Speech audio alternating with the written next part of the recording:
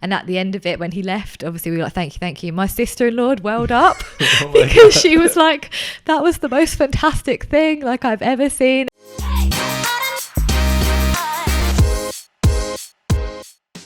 Hello and welcome to another episode of Making Saying. So I'm joined by Allergy Bubble, who a lot of you guys would obviously know through Instagram. So yeah, if you'd like to do a bit of an introduction to yourself, Jess. So I'm Jess from ALLERGYBUBBLE. I started my page about a year ago now in the pandemic. And yeah, basically lots of travel tips, eating out, food recommendations, and yeah, I'm a bit of an oversharer. So how did the Allergy blog come about then? Because obviously I know we've done the Instagram story and you kind of touched upon it a little bit. What was kind of the reason starting the Allergy Bubble on Instagram? Yeah, it's a really good question. So for years, I mean, I've had allergies all my life, but I had my nut allergy sort of diagnosed when I was 15, and I'm just full of, if I say so myself, like knowledge and advice, and I'm always telling people about things. And then just, yeah, kind of throughout the last sort of 10 years or so, people have been like, you should do a blog or tell people about it, and this is all really good advice. And I was probably telling the wrong audience, people that didn't really care and didn't have allergies. So yeah, that's kind of why I started it. Really. Would you say it's like a confidence thing now? Do you feel like more confident now? Obviously you've had this allergy since you was 15, you feel very confident now obviously speaking up about it, and that kind of like, he was like, well, I'm confident now to kind of share that I've got this allergy.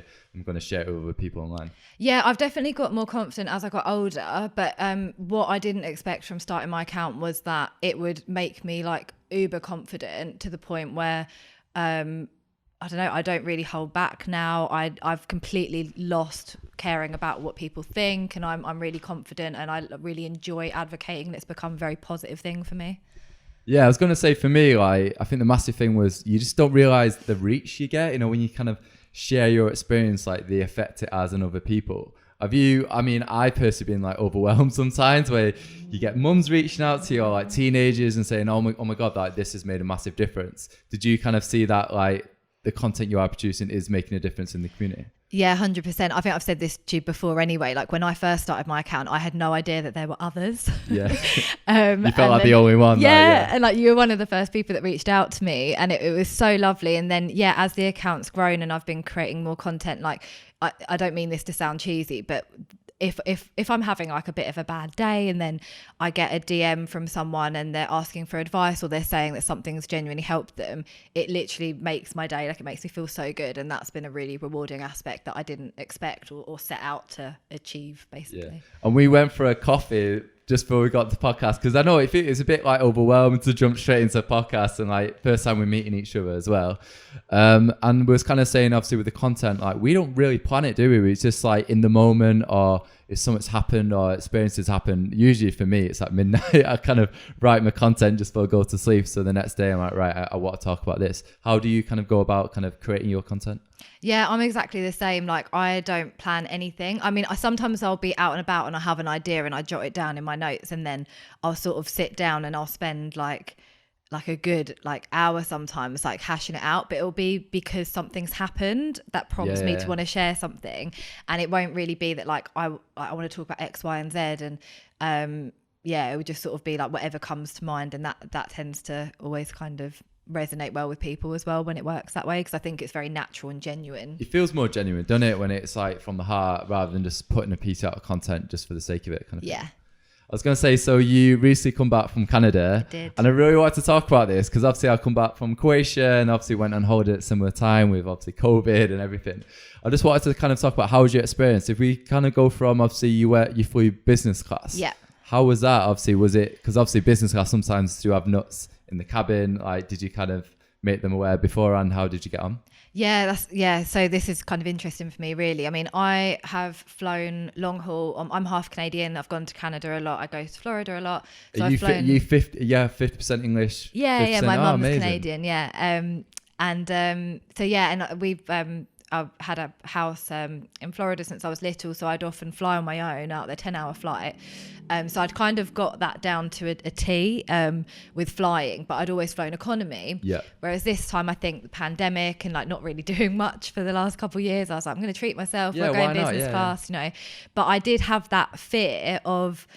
So I put this on my account not long ago. Like someone said to me, or I think I heard of an experience from someone else where they said, oh, business class have to have their nuts. Oh no, sorry, it was a different airline said to me, business class have to have their nuts. We won't not serve Is it them. American Airlines? Because I remember I flew with American Airlines, and they basically was like, I was in economy, and they was like, oh no, there's no nuts in economy, but in business class there is. It might have It was been. a separate part of the plane. I don't know what happened in the end. I don't know if they said we're not going to serve nuts altogether on the flight. But yeah, I had a bit of a bad experience with American Airlines. And I think, and when that was said to me, I think I was flying economy, so I wasn't as worried, but it put this seed of doubt in my head, like, well, what if I ever want to fly business? Like, will they cater to me, or will they cater to the masses, which sometimes is what happens. But I flew British Airways, who are like just amazing. Like, they actually make you feel special as opposed to being a nuisance. And it was the best experience ever in terms of flying with my allergies. Like, they went above and beyond to make me feel safe. Did you eat on the flight then? Because with airline food, I've always avoided it now. And kind of eat just before I get on the flight, or try and bring a sandwich on, which I know is safe. Like, how was that? Yeah, no, I never eat airline food. I mean, there's a whole thing that goes into it with flying for me, but I mean, a lot of research and planning. Like, I mean, I always alert them when I'm booking. I tell them at the gate. I tell them when I get on the airline. I kind of make everyone aware every step of the way. And then with my food, I have a freezer lunchbox that I've not actually seen in England. I've always bought it in Florida and brought it home. And you basically put it in the freezer the night before for, you know, I'd probably put it in for like 24 hours, and then it keeps your food cold for 12 hours. So I don't know what I'd do without that on a long haul flight, and I pack it with food. Like, I've got sandwiches, I've got pasta salad. Are they okay snacks, with you bringing everything. food through security then? Yeah, I've only had it once in Miami, where I was going home and he like opened, anyone with allergies will appreciate this, he opened my foil sandwich and started like looking and I was like, I'm not going to eat that now, because Did he have gloves on? yeah, he had gloves on, but then he'd been like going through everyone else's bag, and it's like, weird. Like, I'm not going to like risk germs, it, and also germs, just kind of gross. But yeah, so I'm completely self-sufficient when flying. So they understand it. How would I? Because I've never done this before. I've always like try and grab a sandwich from the airport, which is not always the best thing, you know what I mean? And it just caused me anxiety when I'm trying to find a ham sandwich, which makes sure it doesn't have any kind of like warning on there. Yeah. So when you go through security, you just mention it to them as you're going through that you've got a sandwich? I don't even tell them. Really? Yeah, it's fine now. I used to get nervous, and I bet other people listening might do as well, with like EpiPens, that they'd be funny about them, but that I've never had an issue with that.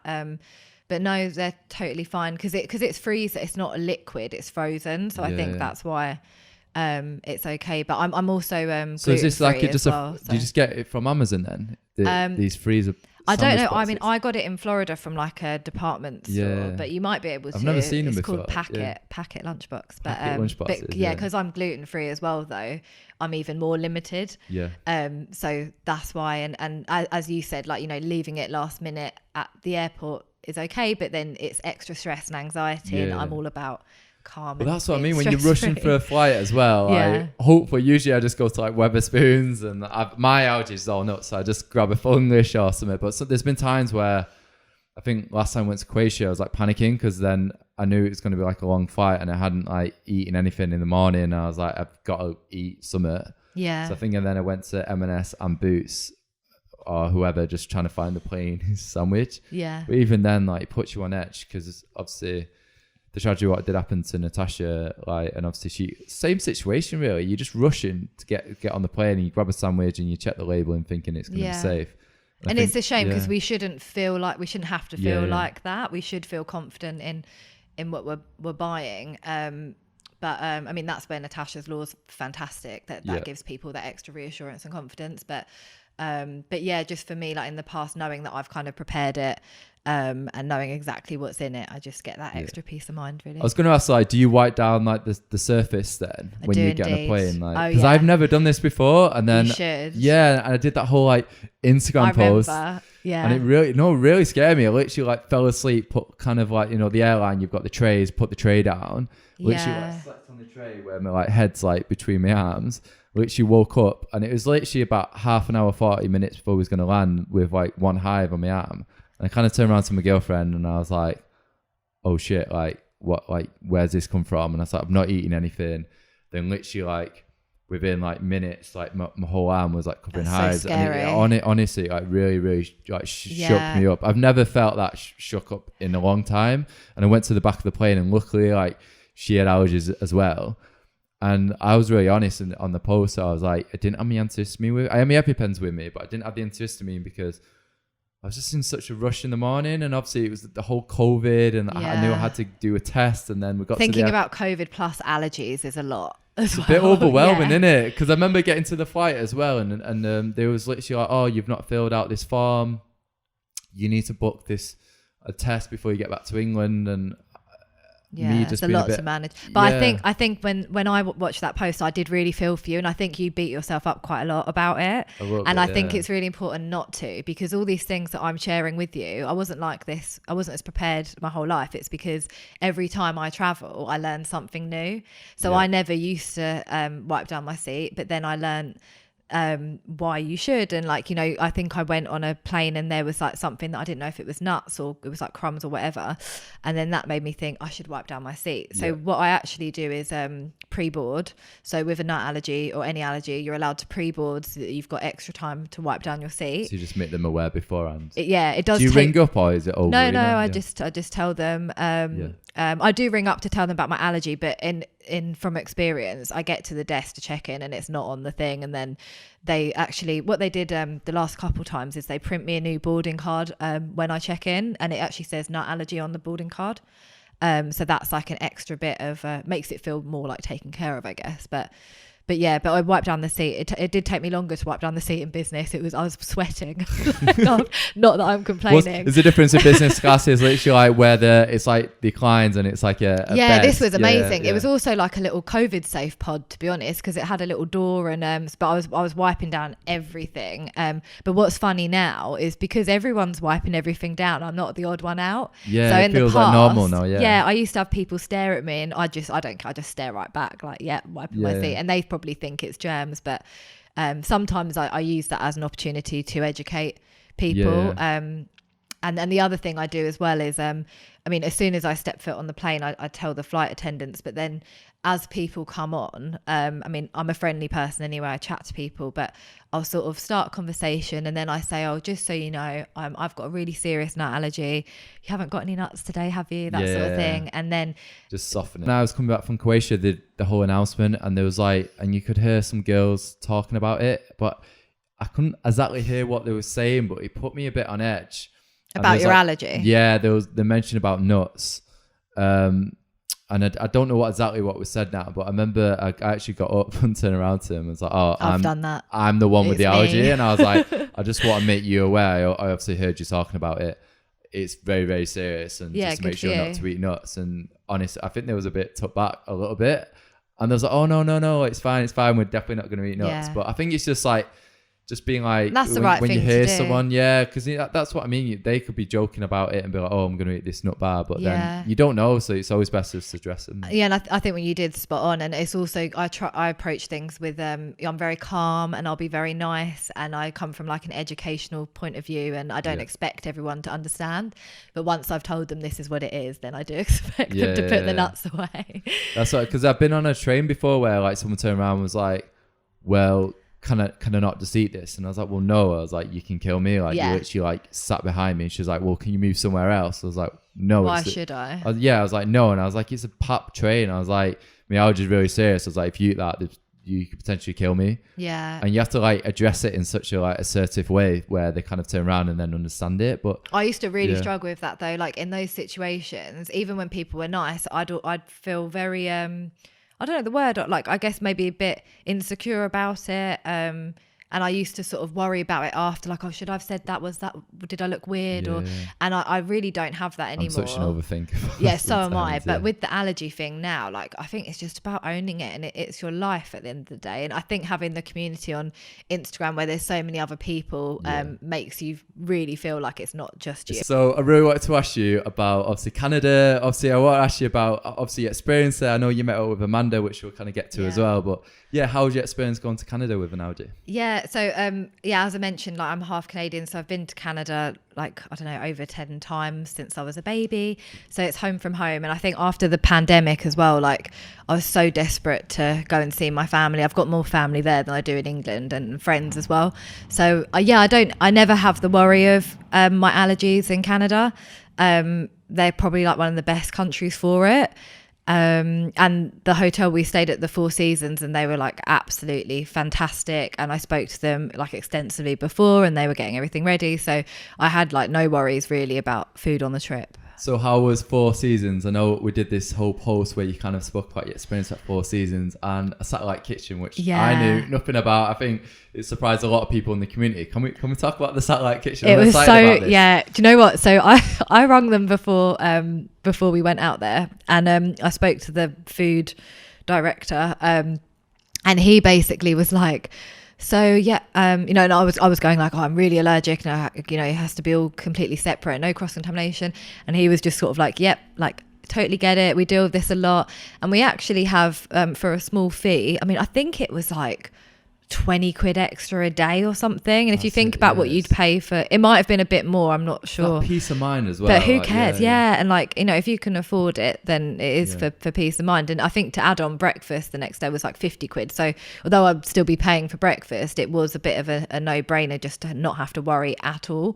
Was you aware about the satellite kitchen No. that? So he basically said to me on the phone, so we've got this service, and we'll set up a kitchen on its own floor, and it was just for me. So the only food that came out of it was prepared by the chef. So the chef was working in other kitchens, but there was no chance of cross contamination, because everything, no matter where I was in the hotel, if I wanted room service or I was in a restaurant, everything came out of this single kitchen. So they could 100% guarantee it. So on the phone, the food director said to me, "Oh, would that be? Is that okay?" And I was like, "Yeah, like so that's is it a amazing." Separate part of the kitchen? Is it an actual separate kitchen? From how he described it? I mean, I didn't see it, but it's like it's a separate. Yeah, it's on its own floor. It's just its own separate kitchen. I guess that they must reserve for people with allergies. So then on the first night we got there, and my brother who lives over there and my sister-in-law, we all went for dinner just in the hotel, and the chef came down, and I spoke about this recently on a recent post, but he came down. I didn't have to say anything about my allergies. He was just like, yep, I know you've got nut allergy and gluten and no avocado and all these other allergies that I have, and we've got the kitchen all set up. You'll be completely fine. And they even prepared my own menu for me that they printed with everything on it that I could eat as like a guide. And I actually steered off the menu quite a lot.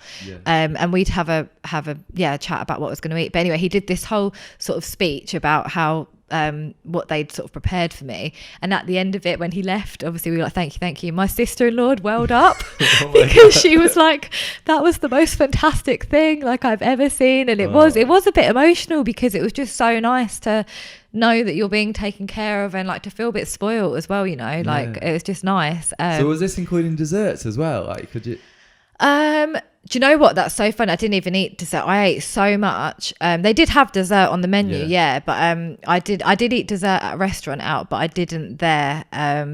But yeah, not for any reason. I'm just not really a dessert person. I think from having allergies, you honestly, discount every time I went out, went away obviously last weekend to the South World.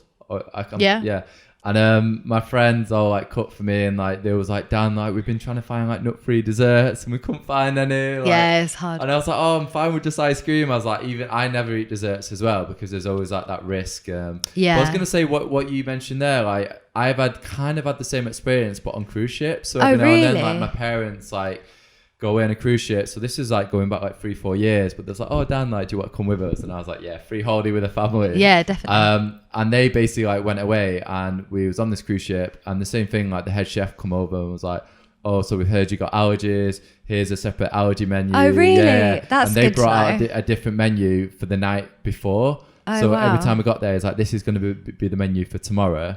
Here's what's on the menu, here's what you can have, and we'll make sure we'll cook it in a separate part of the kitchen. Yeah, that's amazing. It just makes such a difference, especially when you're on holiday and you want to relax. But I've never done a cruise. I'd love to one day, so that's quite good to know that I don't know if it's more older people. Like my parents love it. They're always like, oh, like, and they keep saying, oh, we want to do another one. There's like, do you want to come? I'm like, yeah, because it's amazing with allergies. But then I don't know. I feel like I'm used to being on the beach. But no, it's amazing that I think it was Celebrities of the Seas or something. I don't know. And I know Royal Caribbean have been amazing with allergies as well. Yeah. But I feel like that's my best experience. I've been on cruise ships. So it's amazing to hear that you actually went to a hotel and they got this like satellite kitchen where they can make sure that it's completely safe. Yeah. And I also think, I don't know if anyone else listening can relate to this, but I think coming out of the pandemic where you've been in control of all your food, you do lose a little bit of confidence when you go back out in the world again, because then you're like, oh, I forgot about this. Like, I've got to trust people to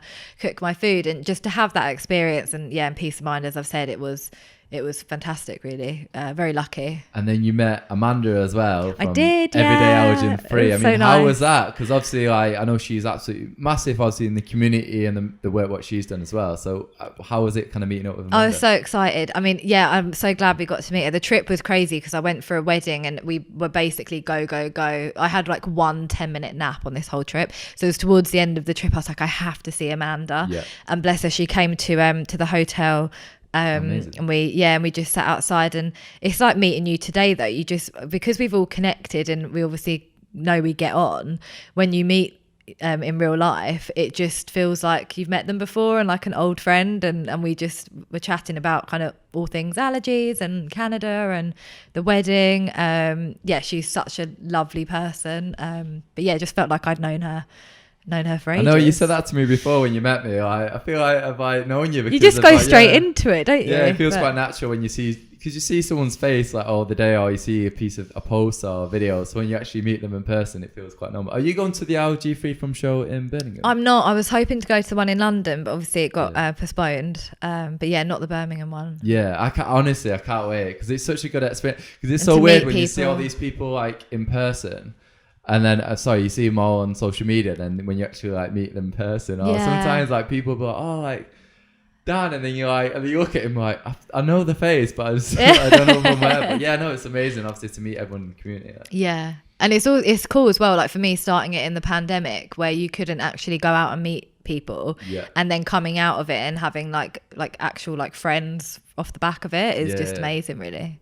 Yeah, it's like to obviously meet people just like yourself who kind of go through. Yeah, like I tell people in the community stuff, like I haven't even told other people, because you just know they get it. So there's no like small talk in the community. I find you kind of just go straight in. Like, I've got this problem. Have you tried this? Or like, you know, just this? It's just really good. It's really open. I was going to ask you, obviously, how's dating been then with an allergy? I think for me personally, I've always spoken from a guy's point of view, but obviously. From your point of view, how's it been, obviously, dating with an allergy and kind of bringing it up? Yeah, I mean, there's dating and there's relationships. I've had a few different experiences. I mean, if I'm dating someone new, I do always mention it before. I mean, I don't start a conversation with, like, I'm Jess, I've got a nut allergy, don't eat nuts. But within like the first few seconds, like, you've got an allergy, with a sign, don't eat nuts. But no, I do always mention it. But that's also, I was saying to you about traveling. There's things that I do based on previous experiences. Yeah. There's times in the past where I've gone on a date, not mentioned it, and there's a little bowl of nuts on the table, it just throws it off. I can't relax once that's happened. You're on edge then. Yeah, so I just now say it, and also it's good for me to sort of plant that seed and see how they respond. Yeah. And I actually prefer it when they ask me questions rather than them just saying, oh yeah, no problem, because that shows an interest. And I think as well, like when they say, oh yeah, like no problem, like they probably don't take it as serious. Whereas like if you it's not you got an allergy, registered. and they're like, oh, like, so what age did you find out? Like, yeah, exactly. Do you find that I always found that people are genuinely like really interested when they want to know like how old were you when you found out, like how you kind of managed it? Do you find that like when you kind of bring it up in front of a stranger on a date? Yeah, like I will go into, I mean, I don't love to talk about it too much. So I think on a first date, I'll talk about it to a point. So just what they need to know for that date. Like, so I always say the nut allergy. I might not go into like, I'm allergic to avocado and cats. Like I won't go into that much depth. Reel off the whole list. Yeah. You just see them go really silent. I just do like the life-threatening one to start off with. But yeah, I just tell them what they need to know. But I don't want it to dominate things, because I don't want to be like the nut allergy girl sort of Yeah, thing. yeah. So I'll talk about it and then I'll probably change the subject. But I also relate it to positive things. So I love cooking. Yeah. I cook from scratch all the time. I could do it for hours, and that's because of my allergy. Because I mean, it's a lot better now, but you know, I've been gluten free for 10 years. There's some things that you just couldn't get. So if I can't get something, I won't admit defeat. I will make it myself, and it might not be perfect, but you know, so so sometimes I tie it into the fact that I love cooking, and I actually love cooking because I have an allergy and I like to make things. Like, I do it kind of that way as well. So I always mention it before, but yeah, relationships is another. I think sometimes when you say you've got an allergy, people don't always know what that means. So it's not just a case of not eating nuts. There's a lifestyle element to it. So no, we can't just walk into this restaurant and sit down. I need to check it's safe. I can't just get on that flight. I need to do research. So it's also about finding someone who accepts that and supports you rather than seeing it as an inconvenience. And who's patient with that. You know, everyone's got something. I've got an allergy, and I think until they see you like really vulnerable, I've always been like honest with my girlfriend, and like I've been in situations where she's like, "Oh, are you sure? I'm sure you'll be fine." I'm like, "No, I just don't want to eat there because it's that gut feeling. It's just gonna like increase my anxiety." And I was like, "We're not gonna have a good meal if I'm just like sat at the table like on edge." Yeah. And I think the whole thing with what happened on the airline, even though she knew what I went through, I don't think she's seen it firsthand until on the plane when she's seen. Yeah, seeing it's very different. When you see it like firsthand and like someone's like worry like in their eyes, and like I was so scared. And I think it's the first time she's seen me that vulnerable. Like obviously she's seen my post and me eat out, but not to that extent. Especially on a plane. Like, I mean, it is. Yeah, you can't get off. Like, that's very scary. Yeah, it's just like, I think for me that was the scariest. I was going to say with Natasha's Law, I've been asked a lot of times whether kind of grab food on the go. Did you do that before Natasha's Law, like where you kind of grabbed a sandwich? Like, I mean, again, because I've got so many allergies, it does limit it a bit for me with like the whole gluten thing. Not really like I never really go into cafes and that sort of thing. But I'd grab like M&S food, but it's all pre-packaged with like the ingredients. But I did have experience, like, I mean, a few years ago, I think I was on my lunch break and I was with a friend and we went into, I don't know what the name of it was, but just one of those little sandwich shops. And my friend was horrified because and this is really where the benefit of Natasha's Law comes in, but you know, a few years ago it was just a sandwich and it said nothing on it, and I was like, and you know, my friend really actually not stuck up for me, but was sort of speaking on behalf. She was so shocked. She said, "How can you serve this if you don't know what's in it?" And we asked the lady, I wasn't going to buy it, but I wanted to know what was in it, right? So we said, "Can you get the ingredients?" They could not find the ingredients. They could not tell us what was in this sandwich or any of the food. And the reason, my friend was asking was because she would never eat nuts around me. So she didn't want to buy anything that would put me at risk. And that really was harrowing for me because, you know, there's people that would go in and I don't know, maybe their allergy is quite new and they don't have as much knowledge as I do with, you know, benefit of 15 years of having it. And as well, like, I think we're more aware, obviously, like being in the community and about like people's different experiences, where if you're not maybe in the community or you don't read the news as often, then you feel a bit like protective that, oh, this isn't going to happen to me. And you're not told these things. Like that. Yeah, before social media. And I think like when I was growing up, like I didn't deal with anxiety. Even when I went to university, I think I was all right at uni. It's more as I've got older. And I think it's like... Is it because it's in the news more? Yeah, it's funny because I find like... I don't like ignorance isn't bliss, but like I knew a lot less back then and I had a lot less anxiety around it. Whereas now, like I know more, and I think as time goes on, more things have happened to me, and I've developed new allergies, and you know, so yeah, it's a tricky one. It's a really tricky one because I felt like me growing up, like I never really dealt with like anxiety growing up as a kid, and obviously your mum kind of takes some responsibility, so that helps. But even when I went to university, I was 100% aware about how serious it was, because I remember like someone like cooking in the kitchen and like not clean up after themselves properly, and me having to be like, no, like you need to make sure it's clean, because if I'm going to use the same knife or the same chopping board, then I want to reduce that risk of cross contamination. But I think it was more for me, like, and I kind of spoke about this in that post recently, was when I was like researching allergies and writing allergy posts, and I think because you go back to these experiences of like close calls, and I'm very much like, I think I wear my heart on my sleeve a little bit when I kind of share my experiences. It's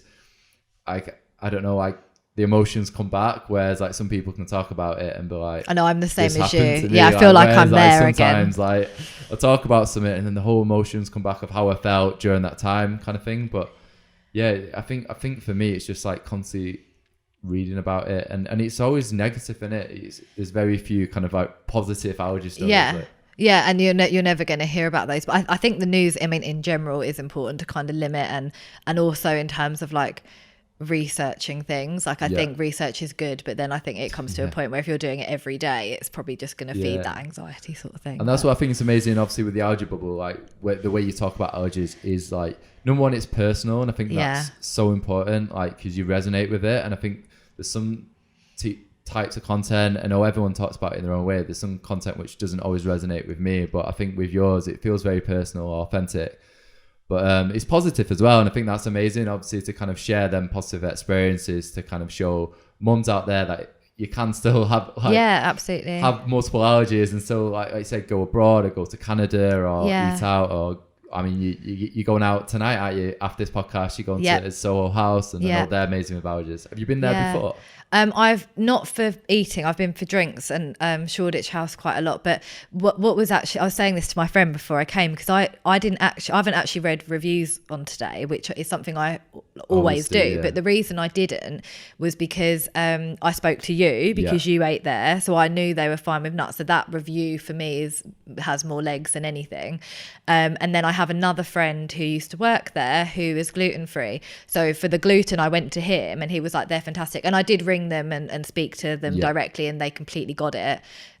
So yeah, that's another benefit of the community, was sort of being able to speak to someone directly who's been there. So I have like no anxiety about that. Like I had probably the best experience in London was at Soho House. Really? It's good to know. It's a shame, right? The thing is, it's a shame that it's a membership venue. So if you don't know someone who's got membership, or you don't have a friend who goes there, then obviously you can't just like walk in and eat there, kind of thing. But like when I kind of told them about my nut allergy, he basically like put in a situation where it's like, either I can tell the head chef, or if you don't feel comfortable, I can get the head chef to come out and speak to you directly. But I trusted him. I was like, well, no, I trust that you're gonna make him aware. Yeah. And there's no nuts in the kitchen, and like we mentioned before, like about desserts, and I never eat desserts in restaurants. Did you eat dessert there? I ate every dessert. Oh my god! Oh, I'm in for a treat then. I literally ordered about 4 desserts. Really? So I said to my friends, this never happens. I'm gonna order every dessert. That's amazing. I love that. So I had these like little like hedgehogs with. Oh my god! So I can eat dessert then today. Please eat. Yeah. Well, oh my god! Yeah. It wouldn't have entered my head. Yeah. Well, that's what I mean. I literally like ate every dessert, because I was honestly, I was like, this just like never happens. So I think I ordered like 4 desserts, and my friends are looking at me, but my friends get it. They was like, oh yeah, let's order all of them, and then we'll just share them. I love that. Do you know what? That's also like a positive of, when you have allergies, is really appreciating when you can eat things, and you really appreciate that food, and you're like super grateful for it. I mean, when I was in Canada, there's a restaurant called The Keg that I always go to, and they are fantastic for allergies. Like probably one of the best restaurants for it. And they said to me, you can eat creme brulee. And like, I've never had, I don't know what it tastes like, which might sound mad to some people. I'm like, I can't even think of like what that would taste like. And I was really nervous about it, and I knew it was fine. And they were so reassuring and told me exactly how it was made. And it was huge. And I loved it. It was such a treat. I don't know what is it? It's I'm really bad with desserts. Someone's probably going to tell me I've said it wrong. I think it's like a custardy thing. And then on the top, it's like hard like sugar, and then they get a blowtorch, and it's like, and you crack it. Okay. And then I went to Cote, which in England is like my absolute favorite, one of my favorite restaurants, and I found out I can eat the creme brulee there. So I had that last week, and it's just like so exciting that I can eat dessert. Yeah, it's nice talking to someone that gets it, because when I say it to other people, I was like, I could have dessert, and they're like, yeah. They just don't get it. Yeah, but you don't understand. Very few times. I think the best experience for me has been like, it happens like once in a blue moon, but like you might treat yourself and go to like a really, really nice restaurant. Yeah. And you find like the best experience has just been when, I don't know, I just feel like when they've got like a renowned chef, then he goes the extra lengths to kind of make sure that it's kind of like. Do you know what's interesting as well? Like, it's not even you don't even have to go to a nice restaurant, or it doesn't matter if it's a chain or a nice restaurant. It's just all about their like training or whatever process they've got in place, isn't it? Because it's different for every restaurant as well, isn't it? I found like, because I've got one of my like close friends from home, like he's worked in like small coffee kind of bars to like big coffee bars, you could say like Starbucks, for example. And he said like the bigger ones have like a framework in place for allergies. Okay. Whereas he felt like with the small ones, like there's not like a framework or any kind of allergy training. But because both of his brothers have got allergies as well, he's so aware about the status of allergies. And obviously, he's my best mate, and like obviously he knows I've got a severe allergy as well. So he's so clued up about it. So he said a lot of time when he's working in the small kind of restaurant, he just makes sure he goes like the extra mile, or even like he tries educating the staff members, because there's not allergy training across the board for like every kind of establishment. Yeah. So I was wondering, obviously, what advice would you give to younger self like living with allergies?